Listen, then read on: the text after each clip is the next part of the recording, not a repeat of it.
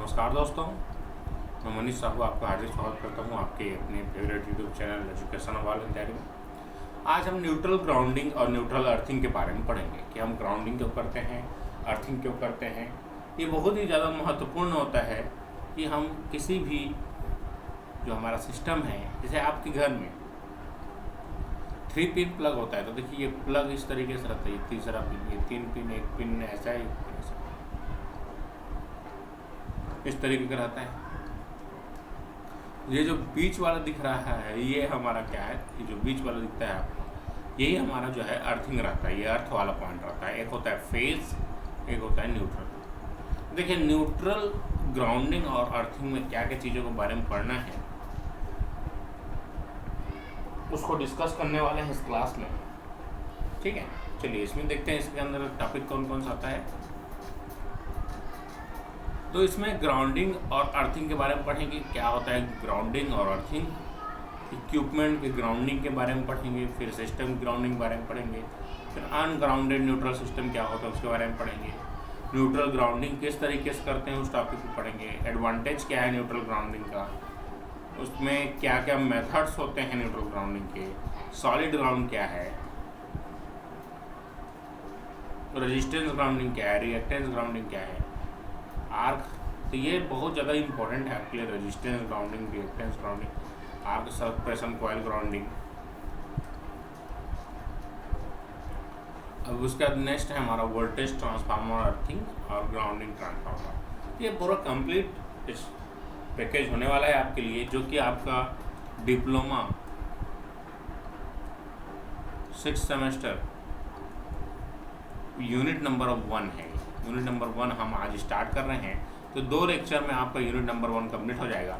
आज मैं बेसिक चीज़ों के बारे में बनाऊंगा, टर्मिनोलॉजी के बारे में बताऊंगा कि क्या क्या चीज़ें हमको इस यूनिट में बेसिकली पढ़ना है। चलिए आगे बढ़ते हैं। देखिए ग्राउंडिंग या अर्थिंग क्या चीज़ होता है उसके बारे में हम जानते हैं।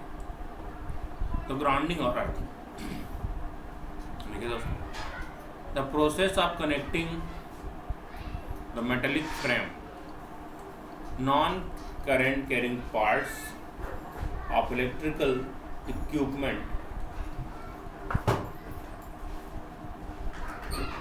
or some electrical part of the system, neutral point in a star system, or one connector of secondary transformer to the earth is called grounding। मतलब देखिए जैसे हमारा ये 3 फेज सिस्टम है, ये स्टार कनेक्टेड सिस्टम है, इस तरीके से जो हमारा सिस्टम जा रहता है, तो न्यूट्रल जो पॉइंट है, ये न्यूट्रल को ग्राउंड करना ही हमारा न्यूट्रल ग्राउंडिंग है, इस तरीके से। तो ध्यान रखेंगे न्यूट्रल ग्राउंडिंग जो है, न्यूट्रल ग्राउंडिंग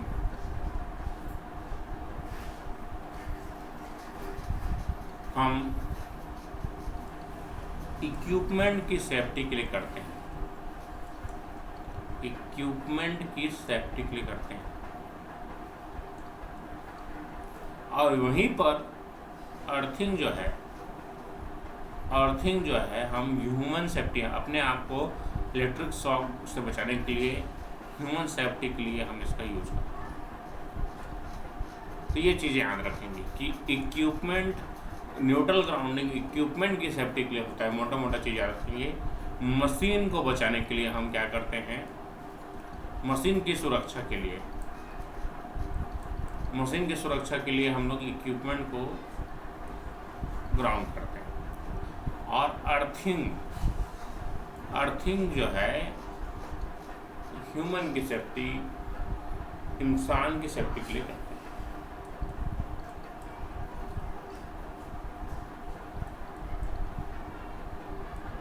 चलिए आगे बढ़ते हैं। इक्विपमेंट ग्राउंडिंग, हम देखिए ग्राउंडिंग क्या चीज़ है। The process of connecting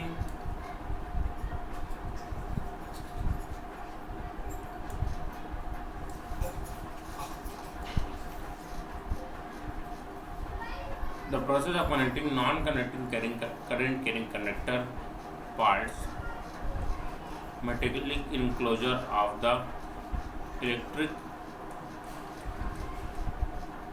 electrical equipment to the earth or soil in such a way that case of insulation failure, the enclosure effectively remain at the earth potential is called equipment ground. जैसे ये हमारा equipment है, जैसे कोई motor है, तो इसका जो फ्रेम है उसको हम इस तरीके से ग्राउंड कर देते हैं, that is called equipment grounding है। जो इस तरीके से बेस में लगा हुआ है मोटर, तो कुछ भी आपका लगा रहता है, तो उसके फ्रेम को हम इस तरीके से ग्राउंड करते हैं, ये हमारा इक्विपमेंट। इससे जो है ह्यूमन सेफ्टी, इसको अगर छूने से हम हमारा इसका पोटेंशियल जीरो है और हमारा पोटेंशियल भी जीरो है, तो यहाँ से करंट का फ्लो नहीं होता, इसलिए हम यहाँ पर अर्थिंग करते हैं। भाई ये अर्थिंग बोलते हैं इसको, जो नॉर्मल हम घर में भी यूज़ करते हैं उसे बोलते हैं अर्थिंग। अब ध्यान रखेंगे जो अर्थ का कलर है वो ग्रीन होता है, अर्थिंग का कलर हमेशा ग्रीन होता है, ध्यान रखेंगे, एग्जाम में पूछा जा सकता है, तो ग्रीन कलर का रहता है। और न्यूट्रल पूछेगा तो न्यूट्रल जो है आपका ब्लैक कलर का रहता है, ध्यान रखेंगे, ब्लैक कलर का रहता है। इसी तरीके से आपका फेस जो है, फेस जो है रेड कलर का, रेड लाल मतलब खतरा, तो फेस लाल कलर का रहता है, अर्थ ग्रीन रहता है और न्यूट्रल ब्लैक रहता है। ये कलर याद रखेंगे। चलिए आगे बढ़ते हैं। तो आप इसमें देखेंगे कि इस तरीके से, जैसे हमारा ये कोई मशीन, तो मशीन आप यहाँ पर देख पा रहे हैं 230 वोल्ट में यहाँ पर काम कर रहा है, ये लाइन इस तरीके से, ये हमारा मोटर सप्लाई मेंस है और ये मोटर है। अब इसके जो पार्ट्स हैं, अगर हम इसको टच करते हैं तो जो ह्यूमन है और एक रेजिस्टेंस की तरह बिहेव करता है, तो इसमें जो है करंट यहाँ से फ्लो होकर कंप्लीट होता है, तो हमको ये झटका लगा बोलते हैं, झटका मारिस के। तो ये चीज़ें यहाँ पर दिखाया। चलिए आगे बढ़ते हैं। अब देखिए सिस्टम की ग्राउंडिंग क्या होती है।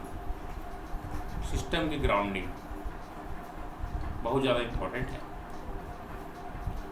The process of connecting the electrical parts of system, neutral point of star connected system, one connector of system, secondary of transformer to the earth is called system grounding. ये हमारा system grounding होता है इस तरीके से। ठीक है, चलिए आगे बढ़ते हैं। तो आप देख पा रहे हैं कि हम सिस्टम अगर हमारा ग्राउंडेड रहेगा, तो ग्राउंड का पोटेंशियल में रहेगा, तो हमको ये जो करंट है वो नहीं लगेगा। ठीक है, चलिए आगे बढ़ते हैं। न्यूट्रल ग्राउंडिंग बहुत ज़्यादा इंपॉर्टेंट है। आपके एग्जाम में इसको 10 मार्क्स का पूछा जाता है कि न्यूट्रल ग्राउंडिंग क्या है, कितने प्रकार का होता है, विस्तार से समझाइए। देखिए क्या है, the process of connecting neutral point of 3 phase system to earth either through a some circuit, direct कर सकते हैं डायरेक्ट, और अदर थ्रू रेजिस्टेंस और reactance is called neutral grounding. बहुत ज़्यादा इंपॉर्टेंट है दोस्तों, इसको याद करेंगे, बहुत ज़्यादा इंपॉर्टेंट है। न्यूट्रल ग्राउंडिंग क्या है, तो the process of connecting neutral point of 3 phase system to earth either direct or through the some circuit element. हम रेजिस्टेंस का भी उपयोग कर सकते हैं, रिएक्टेंस का उपयोग कर सकते हैं, इसको हम न्यूट्रल ग्राउंडिंग कहते हैं। ये डायग्राम से आपको स्पष्ट हो जाएगा।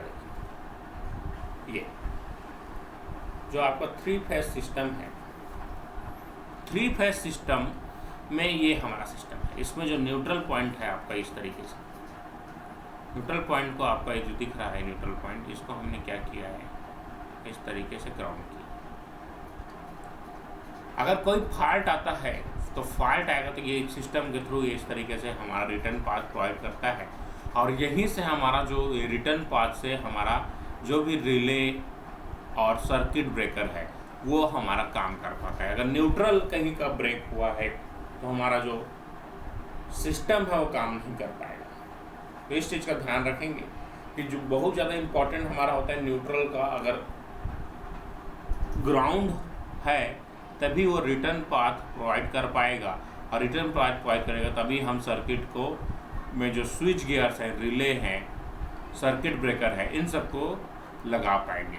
क्योंकि अगर हमको पता ही चलेगा फॉल्ट आया है तो कैसे हम डिटेक्ट कर पाएंगे फॉल्ट। तो बहुत ही ज़्यादा इम्पॉर्टेंट होता है रिले ऑपरेशंस के लिए न्यूट्रल का ग्राउंड होना। अगर न्यूट्रल ग्राउंडेड नहीं है तो रिले के लिए क्लोज्ड पाथ यहाँ पर नहीं मिलेगा। जैसे यहाँ पर एक ग्राउंडेड नहीं है तो यहाँ से रिटर्न पाथ नहीं मिलेगा इसको वापस आने के लिए, तो ये हमारा जो प्रोटेक्शन है वो फाइल हो जाता है। इसलिए हम क्या करते हैं, जितने भी पावर प्लांट्स हैं उसमें बहुत ही ज़्यादा ख्याल रखा जाता है कि न्यूट्रल पॉइंट हमेशा ग्राउंडेड हो। देखिए न्यूट्रल ग्राउंडिंग के क्या क्या एडवांटेजेस हैं उसके बारे में जानेंगे। देखिए voltage of healthy phase do not exceed the line. देखिए यहाँ पर ध्यान से,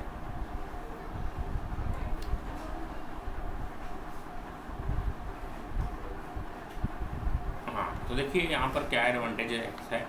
voltage of healthy phase do not exceed the ground voltage, they remain healthy and constant. जो भी हमारा जो हेल्दी सेक्शन है उसमें कोई तकलीफ नहीं होता, उसमें वो जैसा वैसे रहता है और कांस्टेंट होता है। The high voltage due to arcing grounds are eliminated. Arcing ground से हम बचा लेते हैं न्यूट्रल ग्राउंडिंग के कारण।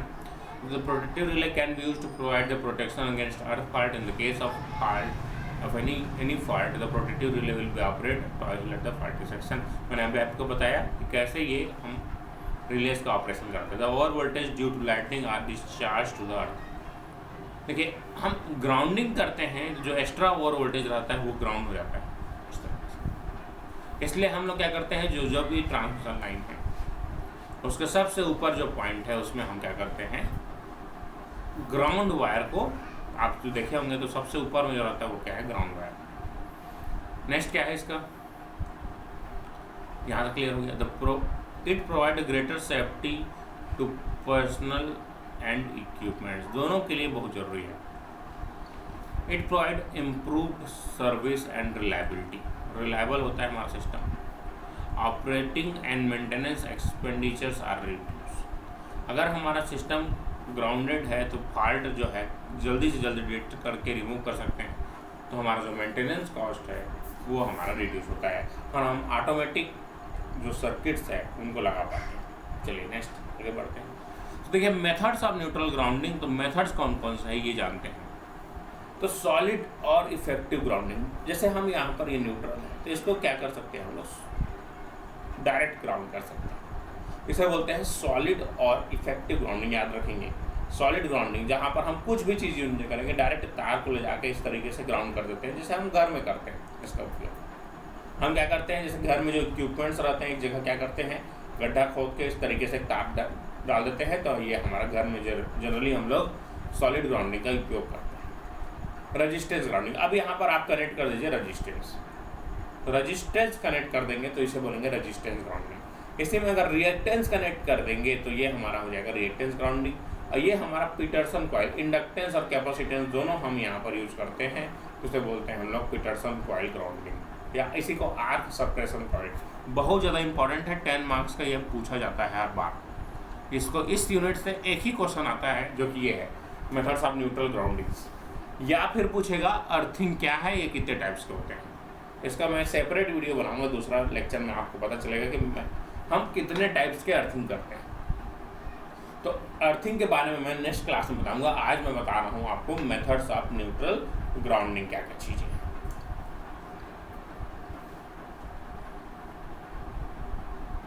चलिए सबसे पहले देखते हैं सॉलिड और सॉलिड ग्राउंडिंग, इसी को हम लोग क्या बोलते हैं, इफेक्टिव ग्राउंडिंग। तो आप देख रहे हैं यहाँ पर डायग्राम से स्पष्ट है आपका कि यहाँ पर ये न्यूट्रल पॉइंट है और न्यूट्रल पॉइंट को हमने डायरेक्ट ग्राउंड कर दिया है, किसी भी अदर एलिमेंट का सहाय नहीं बना, ये हमारा सिस्टम है।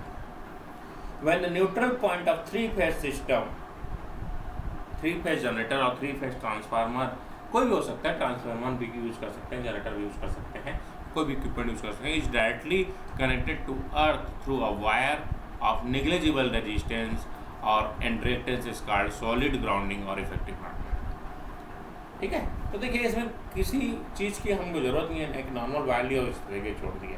तो इसका एडवांटेजेस क्या हो जाएगा हमारा, it neutral is effectively handle. अब देखिए यहाँ का आप यहाँ पर देख पा रहे हैं, जैसे यहाँ पर का वोल्टेज 0 है तो यहाँ का कोई बीच में रेजिस्टेंस नहीं, तो यहाँ का पोटेंशियल और यहाँ का पोटेंशियल सेम होता है। तो ये हमारा बेसिक एडवांटेज है न्यूट्रल इफेक्टिव ग्राउंडिंग सिस्टम। ठीक है, यहाँ तक क्लियर हुआ। दूसरा एडवांटेज देखिए हमारा क्या है इसमें। When earth fault occurs in any phase, देखिए यहाँ पर अगर अर्थ फॉल्ट आता है तो क्या क्या चीज़ें होती हैं। अर्थ fault occurs in any phase, the resultant capacitive current in phase opposition of fault contact. So the two currents are completely cancel each other, therefore arcing grounds over condition। तो इसमें क्या है, आर्किंग ग्राउंड को क्या होता है, eliminate होता है, क्योंकि हमारा जो देख रहे हैं आप यहाँ पर देख पा रहे हैं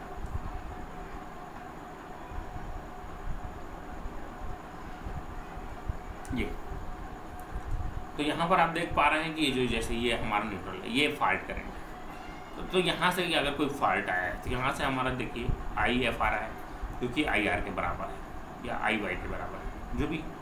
तो यहाँ से आई आर जो है 2 भाग में बटा आई आर और आई वाई, और ये और ये आई एफ दोनों क्या है, एक दूसरे के फेस अपोजिशन में है, तो एक दूसरे को कैंसल आउट कर देते हैं। अगर एक दूसरे को कैंसल आउट कर देते हैं तो रिएक्टिव कंपोनेंट क्या हो जाता है, 0 हो जाता है, कि हमारा आर्किंग ग्राउंड जो है मिनिमम हो जाता है। तो ये हमारा मेन एडवांटेजेस है सॉलिड ग्राउंड सिस्टम का। नेक्स्ट आप बात करेंगे when there is a earth fault of any phase system,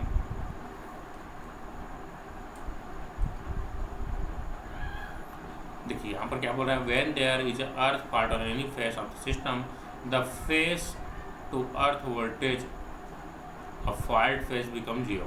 Therefore, the phase to earth voltage remaining two healthy phases remain normal phases system. Therefore, because of potential of neutral is fixed at the earth potential, this permits the insulation of equipment, insulate the equipment for phase voltage. Therefore, there is a saving in the cost of equipment. तो ये हमारा जो voltage है same face में होता है, इसके कारण हमारा सिस्टम बच जाता है। It become easier to protect the system from earth fault which is frequency occur in the system.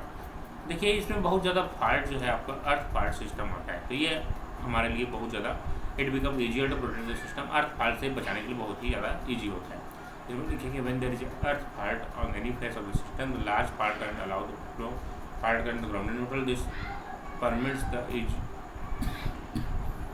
अब देखिए फॉल्ट करंट ज़्यादा होता है, इसलिए जो ऑपरेशन है अर्थ फॉल्ट को लेकर वो आसानी से हो जाता है। लेकिन इसके डिसएडवांटेजेस भी हैं। देखिए अगर बहुत ज़्यादा फॉल्ट करंट होगा तो फॉल्ट करंट का अगर जो वैल्यू है फॉल्ट करंट का वो अगर बहुत ज़्यादा है तो हमारा सिस्टम जो है डैमेज हो सकता है। तो ये इसीलिए हम इसको बड़े या जो लार्ज इक्विपमेंट है उसमें हम यूज नहीं कर सकते। दूसरा solid grounding result heavy fault current, therefore the system created circuit breakers to heavy fault current and cause burning the circuit breakers contacts. तो सर्किट ब्रेकर कॉन्टैक्ट बर के जल जाता है, बर्न हो जाता है ना, तो इसीलिए इसका उपयोग हम बड़े सिस्टम के लिए करते हैं। The increased earth fault current greater interference Naik body communication line में इंटरफेरेंस भी होता है, इसीलिए इसके ड्रॉबैक्स भी हैं कुछ कि पहला क्या है, इसको हम बड़े सेक्शन के लिए यूज़ नहीं कर सकते, और दूसरा क्या है हेवी फॉल्ट करंट के कारण सर्किट ब्रेकर जो है ख़राब हो जाता है हमारा, और तीसरा है अगर फॉल्ट करंट ज़्यादा होने के कारण नियर बाय कम्युनिकेशन लाइन में इंटरफेरेंस ज़्यादा करता है। चलिए नेक्स्ट एप्लीकेशन देखते हैं हम यहाँ से एप्लीकेशन कहाँ कहाँ पर कर सकते हैं। तो इसका एप्लीकेशन देखिए, इसीलिए हम क्या करते हैं अप टू 33 kV और कैपेसिटी जो है देखिए वोल्टेज रेटिंग जो है अप टू 33 kV तक के लिए इसका उपयोग करते हैं, और पावर वोल्ट एम्पियर रेटिंग 5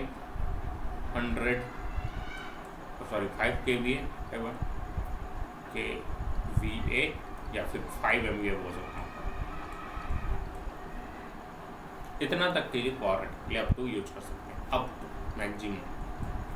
तो यहाँ तक आपको क्लियर है। चलिए नेक्स्ट बढ़ते हैं आगे, रेजिस्टेंस ग्राउंडिंग। अब देखिए क्या हो रहा था, यहाँ पर मैंने क्या लगाया था, सॉलिड ग्राउंडेड लगाया था। सॉलिड ग्राउंडेड के कारण यहाँ पर क्या हो रहा था, फॉल्ट करंट ज़्यादा हो रहा था। तो फॉल्ट करंट को कम करने के लिए हमने यहाँ पर क्या लगा दिया, रेजिस्टेंस लगा दिया। तो इस नया मेथड हो गया हमारा रेजिस्टेंस ग्राउंडिंग। अब रेजिस्टेंस लगाने से क्या होगा, रेजिस्टेंस जो है is inversely proportional to current.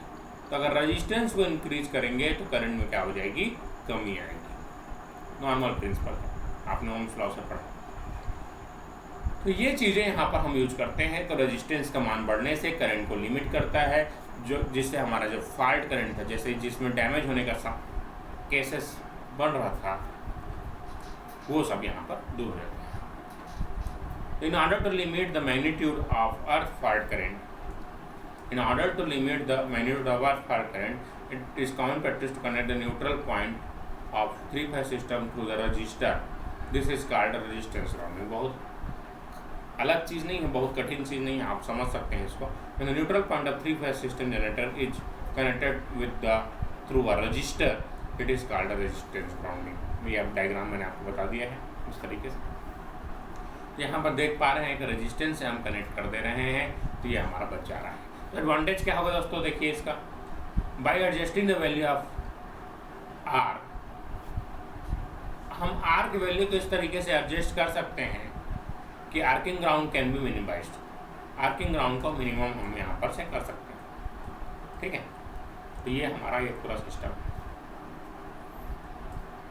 चलिए आगे बढ़ते हैं। दूसरा, इससे हम क्या कर सकते हैं, फॉल्ट करंट को मिनिमाइज कर सकते हैं। The fault current is small due to presence of earthing resistance, therefore interference with communication line is reduced. It improves the stability of the system. तो देखिए जो ड्रॉबैक्स थे हमारे सॉलिड ग्राउंडिंग के, वो यहाँ पर हमने दूर कर लिया। लेकिन अब ये बताइए, जैसे फॉल्ट करंट ज़्यादा है तो I2R लॉस ज़्यादा होगा, तो पावर लॉस ज़्यादा। पावर लॉस किस फॉर्म में वेस्ट होता है, हीट के फॉर्म में। हीट होने के कारण, हीट के कारण मेल्टिंग का समस्या हो जाता है। इसी कारण इसका हम उपयोग कम करते हैं, इसका भी लिमिटेशन है। Since the system neutral is dissipate during the earth fault, the equipment has to be insulate for higher voltages. This system is costlier than solid grounding system, क्योंकि हमको ऐसा रेजिस्टेंस का चुनाव करना पड़ता है फॉल्ट करंट को लिमिट करने के लिए, ये कॉस्टलियर है। और उसके बाद बात करें डिसएडवांटेजेस की,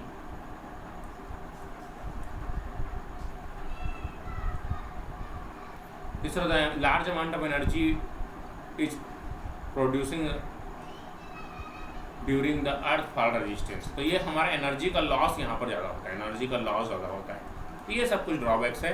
एप्लीकेशन है इसका 2.2 kV से 33 kV तक, और यहाँ पर 500 kV। तो इसका यूज हम लोग 2.2 kV से 33 kV तक करते हैं अप टू, और उसके बाद पावर जो रेटिंग है इसका 500 kVA तक के लिए इसका उपयोग करते हैं। तो ये मोटा मोटा चीज़ आपको रेजिस्टेंस ग्राउंडिंग में याद रखना है। नेक्स्ट है रिएक्टेंस ग्राउंडिंग। तो रिएक्टेंस ग्राउंडिंग में क्या करेंगे, केवल अब रेजिस्टेंस के कारण देखिए, अभी हमको क्या करना है, करंट को लिमिट करना है। तो करंट को लिमिट करने के लिए हमने रेजिस्टेंस लगाया था। रेजिस्टेंस में I2R लॉस होता है। तो इसको दूर करने के लिए हम लोग अभी भी करंट को रोक सकते हैं with the help of inductor. Inductor क्या करता है, rate of change of current को अपोज करता है। तो यहाँ पर इंडक्टर का उपयोग करने से हमारा जो I2R लॉस था वो कम हो जाएगा। तो ये हमारा inductor. In this system the fault current required to operate protective device higher then the resistance the same fault condition. High transient voltage appear under the fault condition. चूँकि ये इंडक्टेंस होने के कारण यहाँ पर वोल्टेज ज़्यादा इंक्रीज होता है, तो इसका उपयोग हम लोग जनरली नहीं करते। इसका हम लोग मॉडिफाइड वर्जन यूज़ करते हैं, उसको बोलते हैं आर्क सप्रेशन कॉइल ग्राउंडिंग।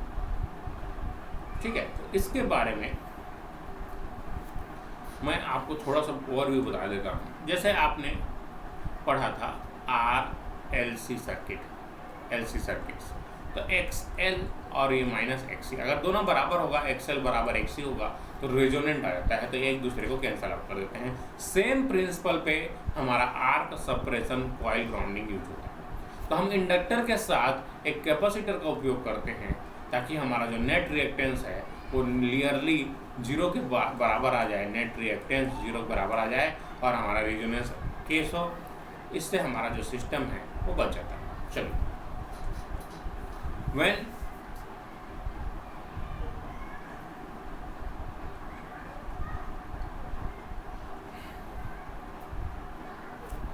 देखिए इसमें क्या हो रहा था, जो यहाँ पर आप देख सकते हैं, मैं आपको सर्किट में पहले दिखा रहा हूँ। देखिए ये जो सर्किट आप यहाँ पर देख पा रहे हैं,